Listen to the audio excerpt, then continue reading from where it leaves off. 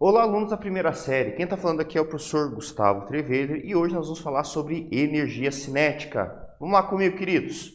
Bem, o objetivo dessa aula é aprofundar os conhecimentos de energia cinética, propor uma reflexão sobre a relação entre velocidade e energia cinética para as situações práticas de uma descida de uma serra para caminhões e carros, e introduzir o teorema de trabalho e energia mecânica.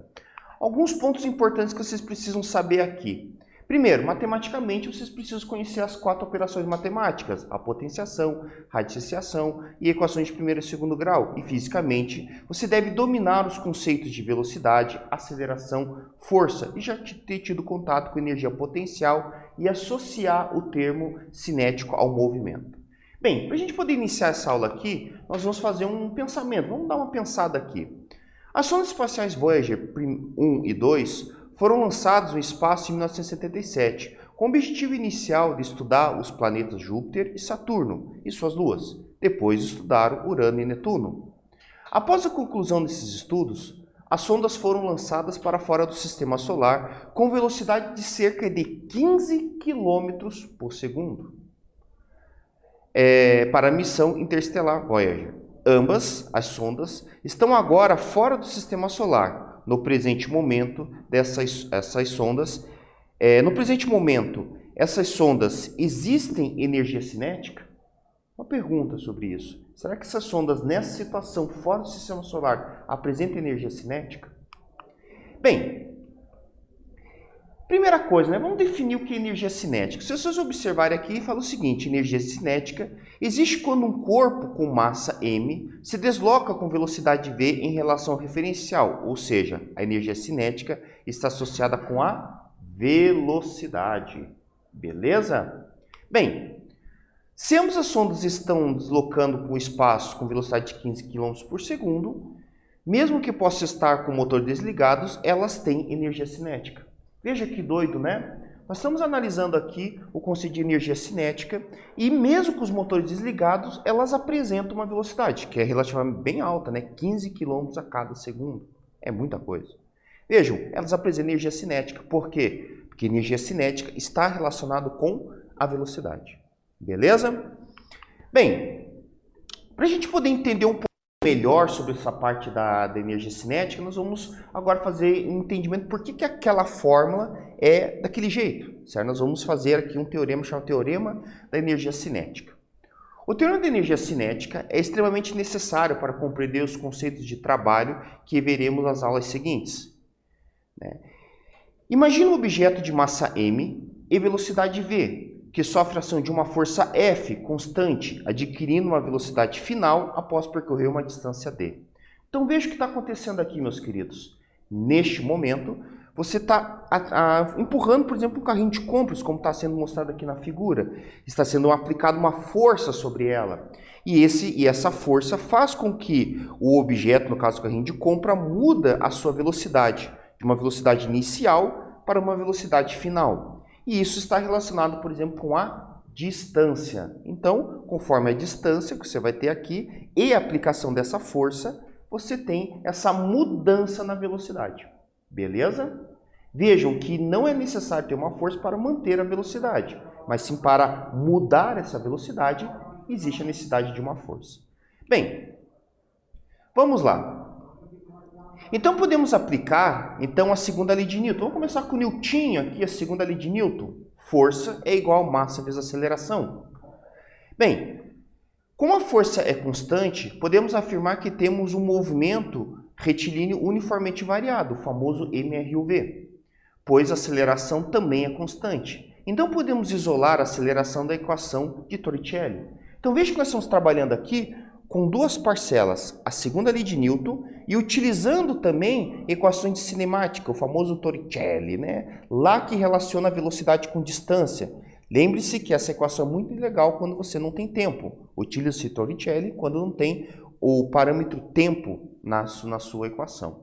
Bem, se fizer isso aí, nós vamos ter o seguinte: velocidade Vf ao quadrado é igual a Vi ao quadrado mais 2 vezes A vezes D.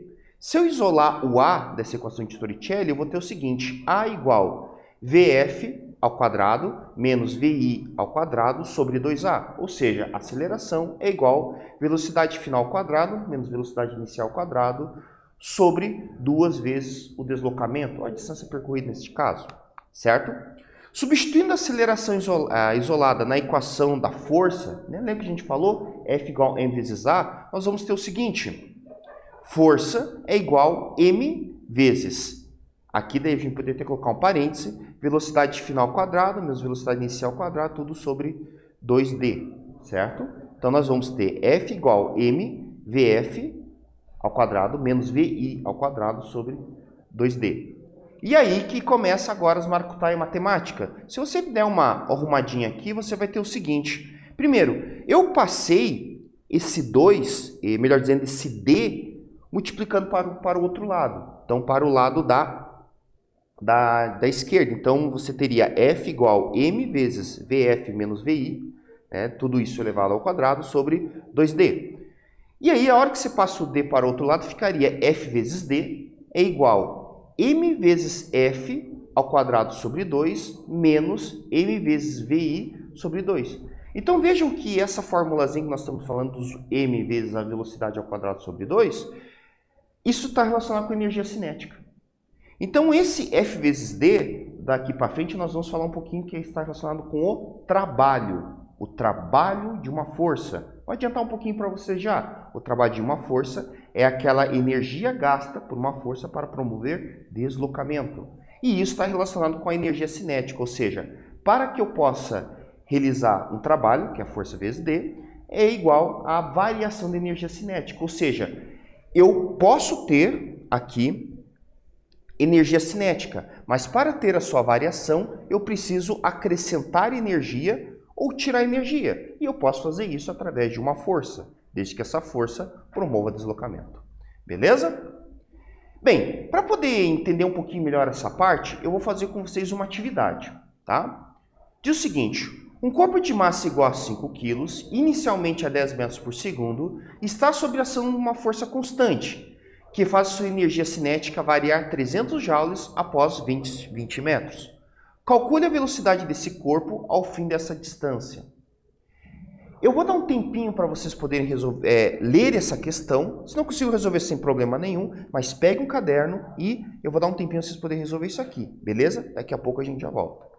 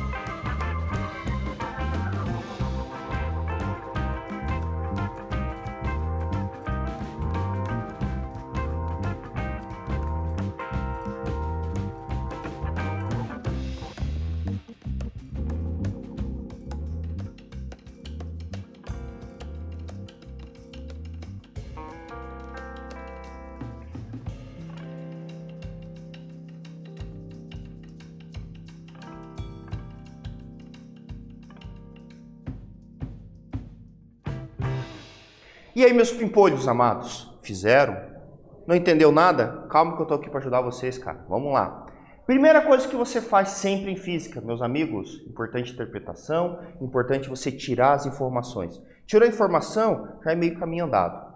Então, primeira coisa que eu vou fazer é tirar os dados. O que eu tenho de informação aqui relevante para mim? Primeiro, a massa do nosso corpo, que é 5 kg. Nós temos a velocidade inicial, que é 10 metros por segundo. A variação da energia cinética, ou seja, eu dei energia para esse corpo, que foi de 300 Joule, né?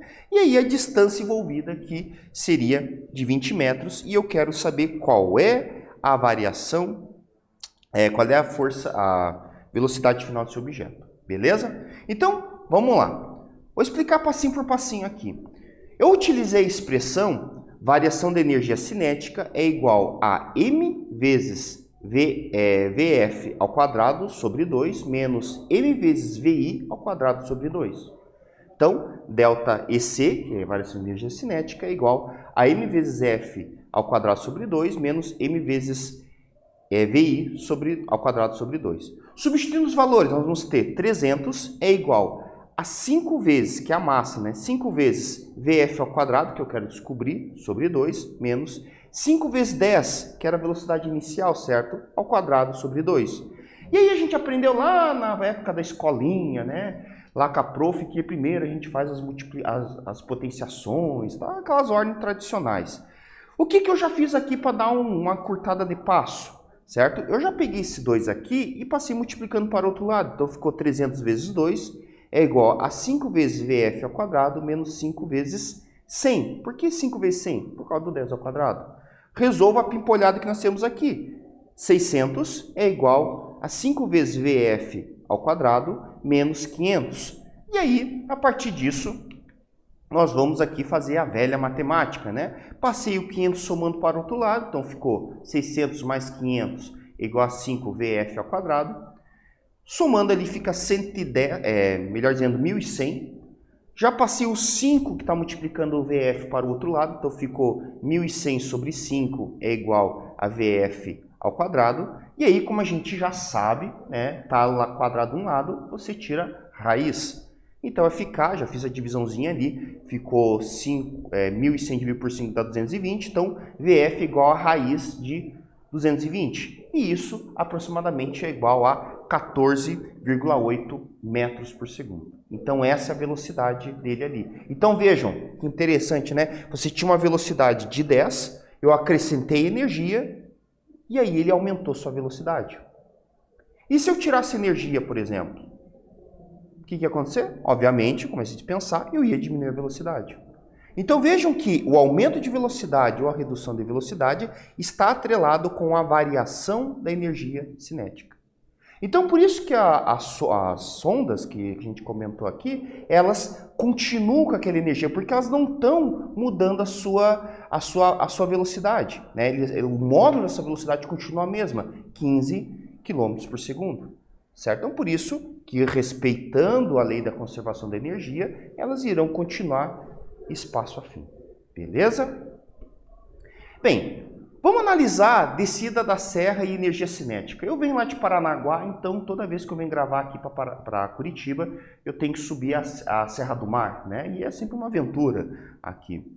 Uma das questões levadas em conta ao estabelecer os limites de velocidade em rodovias, principalmente em zonas de declive longos, é a frenagem, em especial de veículos pesados. Mas o que isso tem a ver com energia cinética? Primeiro vamos entender como funciona o sistema de freio de um carro, né, de um modo geral. Bem, aqui eu tenho um esquema que como é que é a questão do freio convencional. Se vocês observarem esse slide aqui, nós temos o seguinte. Aqui é um sistema chamado de sistema de tambor e sapata. Então você tem um tambor, aqui você tem sapatas, certo? Com molas. E ali você tem o chamado cilindro de roda, né? O escravo que eles chamam ali. Bem, o que acontece? Na hora que você aciona o freio, você na verdade está fazendo esse cilindro ele dilatar. Ele acaba empurrando as sapatas e por fricção, certo? você acaba friccionando o tambor. Então, o que está acontecendo com o sistema convencional de carro, né? O mais baratinho que a gente tem aí, que é a energia cinética, quando atua o freio, ele pega essa energia cinética e transforma em energia térmica, certo? Da mesma forma, como a gente tem os outros tipos de freio. Bem, na imagem ao lado temos uma área de escape, por exemplo, da ali na BR-277 do quilômetro 36.6. Que foi justamente desenvolvida para ajudar os caminhões na frenagem em caso de panes de freio.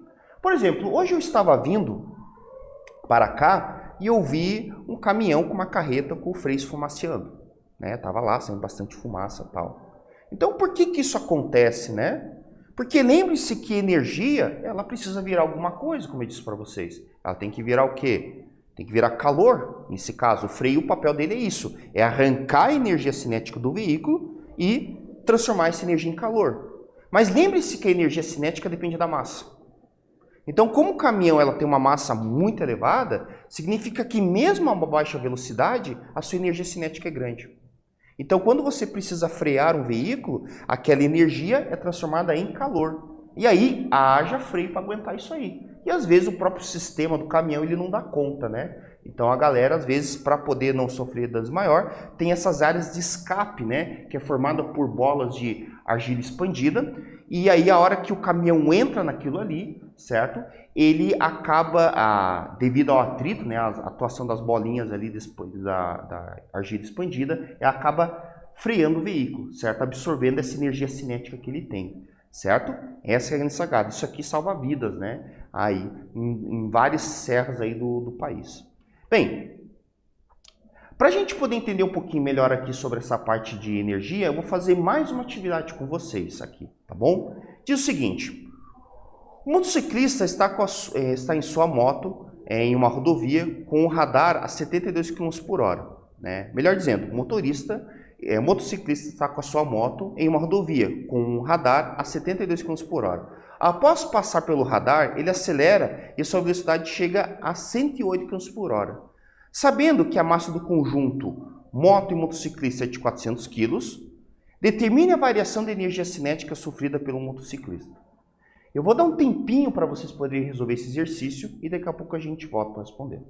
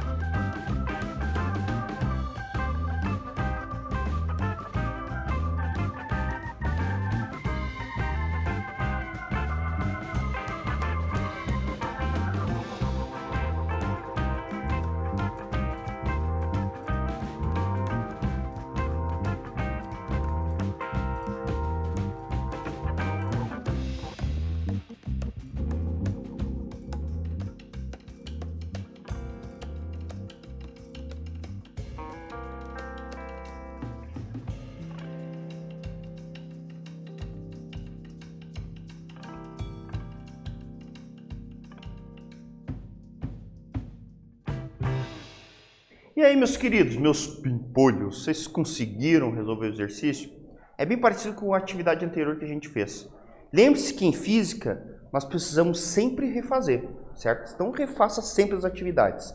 Faz uma, passou raiva, dá uma descansada e volta, certo? Bem, então veja esse exercício aqui, né? Ele está falando que tem uma moto de aproximadamente 400 kg e ela aumenta a sua velocidade, certo? De 72 para 108. E ele pergunta qual foi a variação dessa energia cinética aí do veículo. Bem, vamos tirar algumas informações aqui, tá? Bem, primeira coisa, vamos fazer o seguinte, tirando as informações. Eu quero saber a variação da energia cinética, ou seja, o ΔEc. Eu sei que a velocidade inicial, que é o VI, é igual a 72 km por hora. Eu sei que a velocidade final, que é o VF, vale 108 km por hora. E a massa é 400 kg. Bem, primeira coisa que a gente tem que fazer é fazer a transformação do km por hora para metros por segundo, certo? Então é muito importante que vocês peguem e façam essa conversão, tá? Fazendo isso aí, nós vamos ter uma parte de dados um pouquinho justificada. Então a variação da energia cinética eu continuo tendo, só que as velocidades agora, inicial, passou para 20, porque 72 dividido por 3,6 é 20 metros por segundo, e a velocidade final de 108 passou para 30, porque 108 dividido por 3,6 é 30. E a massa continua em quilograma. Beleza? Bem, então, aplicando a nossa formulazinha, olha que doido que nós temos aqui, variação da energia cinética, ou seja, ΔEc é igual a m vezes Vf ao quadrado sobre 2, menos m vezes Vi ao quadrado sobre 2. Fazendo a substituição dos dados, nós vamos ter o seguinte, variação da energia cinética é igual a 400, que é a massa, então 400 vezes 30 ao quadrado sobre 2, menos 400 vezes 20 ao quadrado sobre 2, certo? E aí, agora eu vou deixar para vocês aí, né? Lembre-se que a gente resolveu a última aula. Resolve-se primeiro a questão da potência, então vai levar lá o 30 ao quadrado, que vai dar 900, leva-se o 20 ao quadrado, que vai dar 400, multiplica, divide. No final, os resultados, você faz a subtração ali, certo? E esse resultado final equivale à variação de energia cinética igual a 100.000 joules, certo? Então pense comigo, né? Da onde que veio essa variação dessa energia cinética? O que foi necessário? Bem, eu posso, por exemplo, utilizar uma descida, ou seja, ter uma energia potencial gravitacional acumulada, fazendo com que ele aumente a velocidade dessa moto. Ou eu posso, por exemplo, queimar combustível, certo? Eu queimo gasolina, queimo alguma coisa, para que eu possa gerar essa variação de energia cinética, seja promover força para o motor, né? O motor irá promover força, e essa força irá fazer com que a velocidade do veículo aumente. Beleza? Bem, então o que vimos nessa aula? Que as sondas Voyager 1 e 2, que por estarem se locomovendo a cerca de 15 km por segundo, têm energia cinética. Conhecemos o teorema da energia cinética em que força vezes distância é igual à variação da energia cinética, certo? Então, a gente percebeu essa jogadinha aí, né? E a gente viu também de que quando você aumenta a velocidade, você está aumentando a sua energia cinética. Ok, meus queridos? Então, é isso aí. Espero que vocês tenham gostado dessa aula e nos falamos daqui a pouquinho. Até mais, queridos!